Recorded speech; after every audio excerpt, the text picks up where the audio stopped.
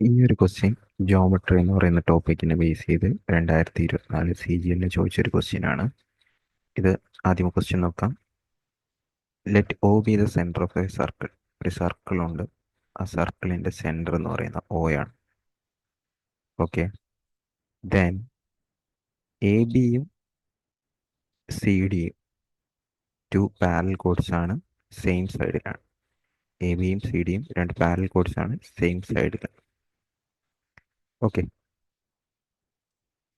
O P perpendicular to A B and O Q to C D. Okay, O P perpendicular to A B. O P എന്ന് പറയുന്നത് A ബിക്ക് perpendicular ആണ്. അതുപോലെ തന്നെ O Q എന്ന് പറയുന്നത് C ഡിക്ക് പെർപെൻഡിക്കുലർ ആണ്. എ ബി എന്ന് പറയുന്നത് 10 ആണ്. ഓക്കെ, നമ്മൾ വരച്ച് തിരിഞ്ഞു, കാരണം ഇതിനകത്ത് എ ബി ആണ് വലിയ, സോറി, സി ഡി ആണ് വലുത്. സോ നേരെ തിരിച്ച് എഴുതിയാൽ മതി, C D then A B. ഇപ്പോൾ ഓക്കെ ആയി. ദെൻ ഇത് പി എന്നാക്കുക, ഇത് വന്നിട്ട് ക്യൂ എന്നാക്കുക. ഇപ്പം എല്ലാം ഓക്കെ ആയിട്ടുണ്ട്. എ ബി 10 ആണ്, സി ഡി 24 ആണ്, പി ക്യു 7 ആണ്. പി ക്യു 7 ആണ്, ഈ ഒരു ലെങ്ത് 7 ആണ്. Then diameter of the circle. So ഇങ്ങനൊരു ക്വസ്റ്റ്യൻ വന്നു കഴിഞ്ഞാൽ സത്യം പറഞ്ഞു കഴിഞ്ഞാൽ നമ്മൾ ചെയ്യേണ്ടത് ഇത് 6 ആണ്, രണ്ടിടത്തും 6 ആയിരിക്കും. ഓക്കെ, അത് വെച്ചിട്ട് ക്വാഡ്രാറ്റിക് ഇക്വേഷൻ സോൾവ് ചെയ്താണ് ചെയ്യേണ്ടത്. ബട്ട് ഇവിടെ ഒരു ഈസി വേ ഉണ്ട്.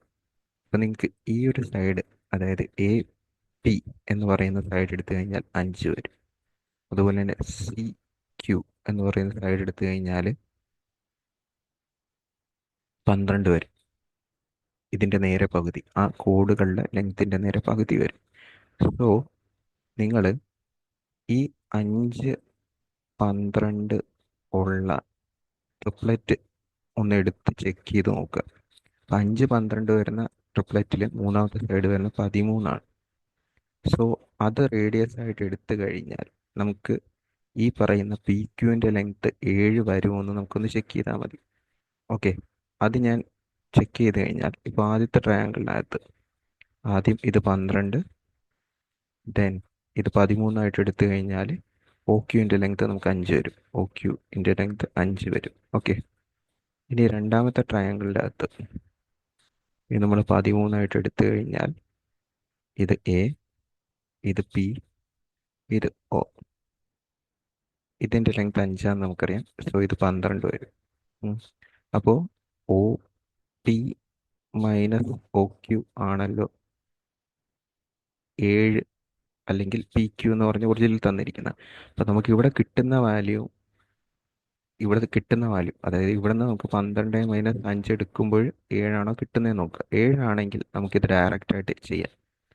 7ആണെങ്കിൽ ഇത് ഡയറക്റ്റായിട്ട് ചെയ്യാം.